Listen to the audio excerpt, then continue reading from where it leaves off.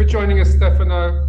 I know that for me, Milan is the biggest carnival of design in the world. And I was wondering, because you're proper Milanese, see? Yeah, born and bred.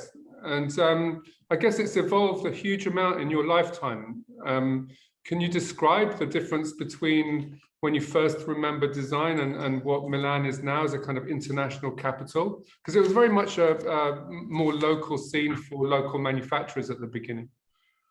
Well, Milano, it's for sure not only the place where the Salone every year, it's confirming that it's possible to attract designer creators from all over the world. So we know that it's the most important platform for design worldwide. Milano, it's also, if you want, an iceberg where you can see, let's say, the emergency of the design field at the Salone, but where we can also observe the proliferation of hundreds of small or middle-sized companies that are working, producing design furniture every day. So I believe that this makes Milano so crucial worldwide in terms of let's say, of the design field.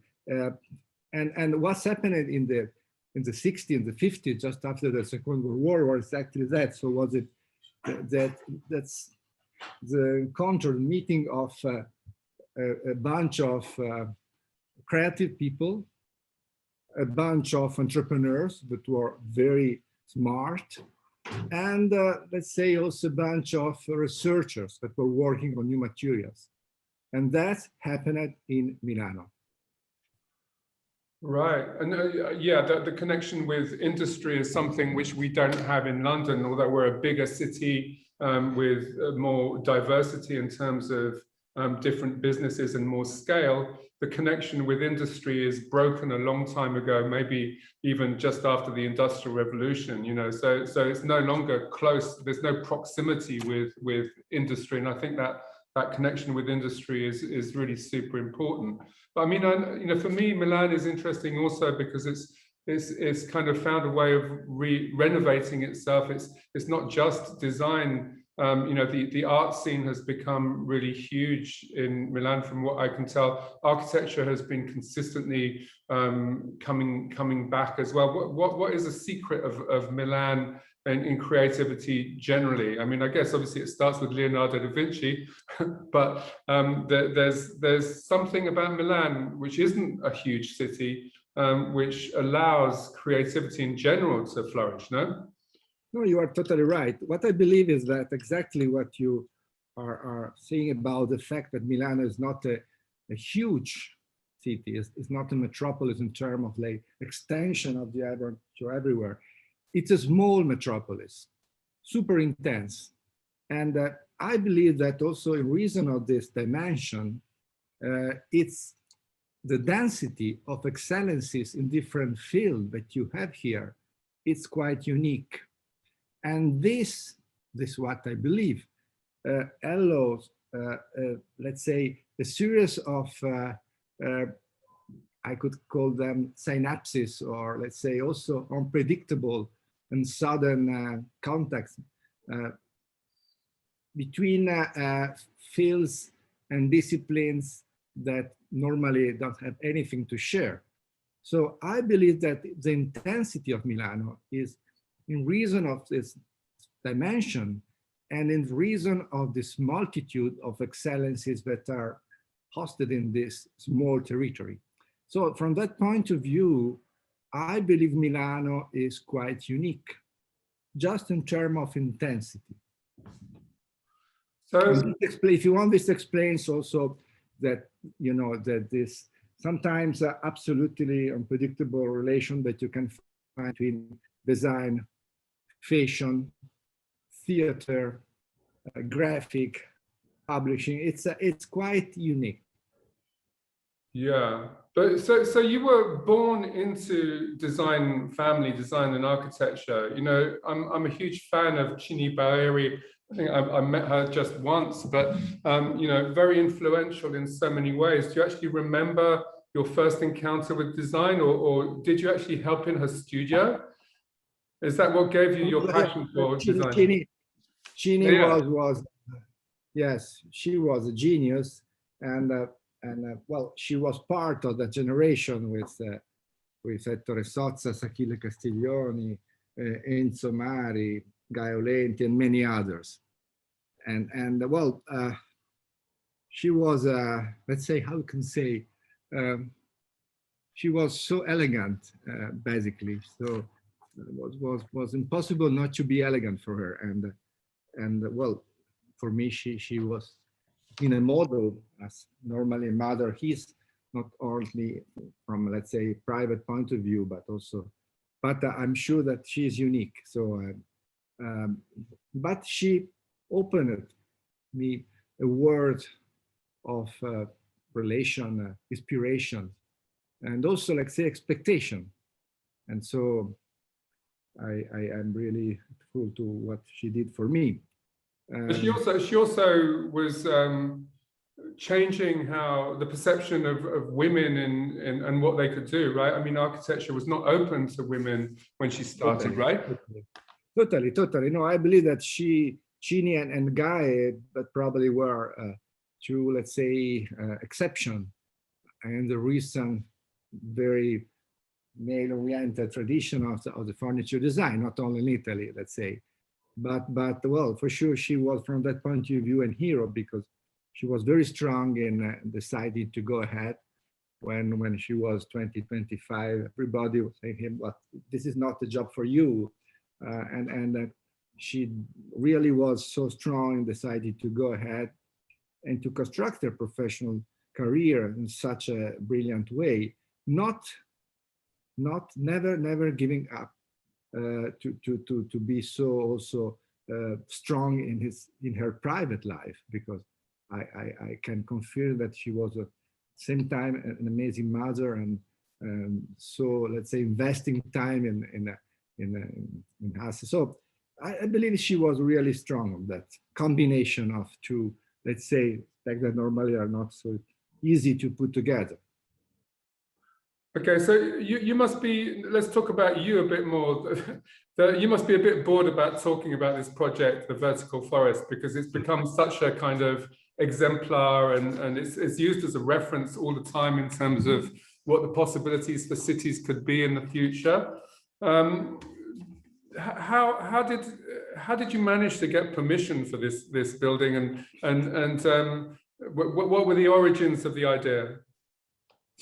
Oh, well, you know, it's a, if you want, the idea is quite simple now, is to let's put together architecture with living nature, but in a different way. So living nature and basically vegetation and the vertical forest, it's not an ornament, it's not a decoration. It's a let's say basic component of the building, of the facade of the building.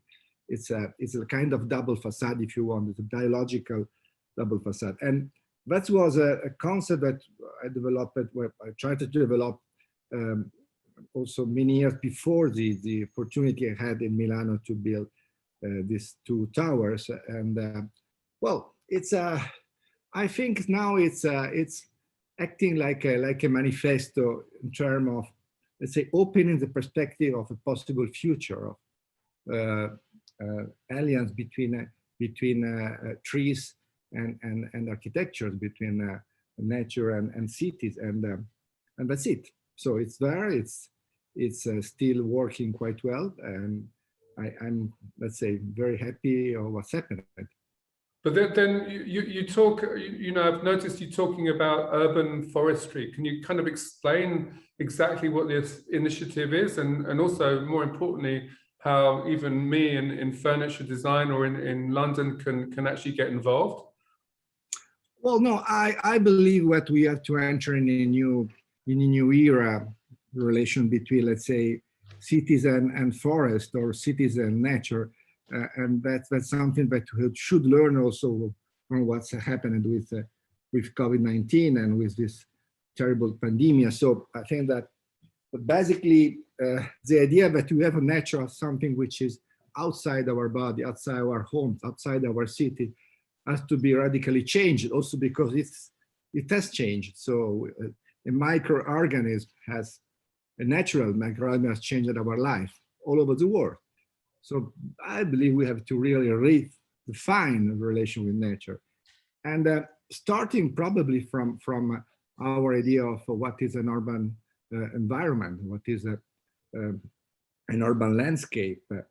So I believe that we should, let's go in parallel with two directions. One is that we need to demineralize our cities, to let's open our city to the life of trees and plants. And that means also to open to the life of other living species. And that's one. So this is what we call urban forestation, urban forestry. But at the same time, I believe we have to go to, let's say, to return to take care of forests and woodlands, because they need us in terms of care. And so what I say normally is more trees to our city and more human to our forest. That's what I believe. So it's something that I hope it will become, let's say, something similar to an attitude to change our lifestyle and to imagine also the future of our city in a different perspective. Okay.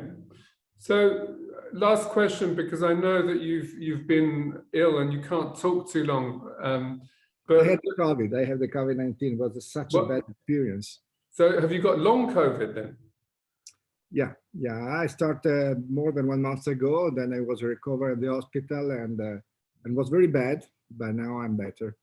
So you were actually in hospital. That's terrible. Oh, well, I'm glad you're here. So last question, really. So my observation with architecture as opposed to design and other fields is that you spend your whole life in endless competitions, you know, sometimes up against 7 or 8 other architecture firms. And when I look at exhibitions of architects' work, the models and the drawings, most often the most interesting and most radical of the schemes are never built because they push the envelope too far. Are there some proposals that you've got which are super radical that you really still believe in, that you've not been able to build? Well, it's a good question.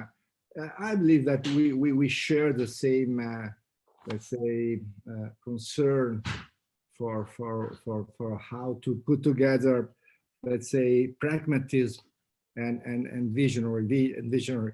So it's a in China we have a branch in China. We have been asked to design a settlement, a green settlement for Mars, no, for instance, that there is this in Shanghai, because they know that climate change will probably change the level of the sea. So this will probably create in the future of flooding that will, let's say, put under the level of the sea part of the Shanghai waterfront. So one of the perspective that they are taking consideration is, let's say, to colonize Mars, and that means that they are seriously studying how to move part of the Shanghai population there, and that will be asked to do that.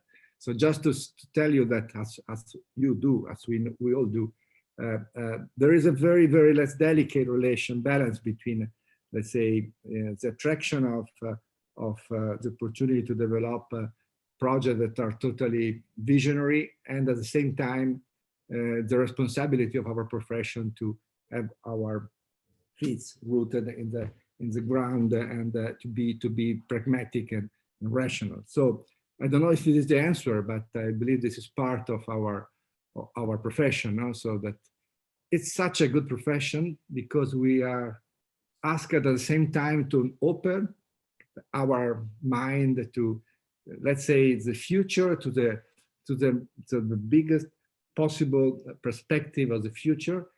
So we are, let's say, curious. We should be curious and open to every suggestion and inspiration. At the same time, we have to decide to produce one unique formal configuration. And this has to be done in solitude, and we have to select from this amount of inspiration one single thing, which has a shape, which has a gravity, which has a material, which has a color. So this, let's say, simultaneous effort to be inclusive and exclusive, selective and open, it's what makes our profession so passionate and difficult. Oh man, you've made me very jealous of your profession. Oh, it's our profession. Yeah, okay. About So, creativity in all the different fields.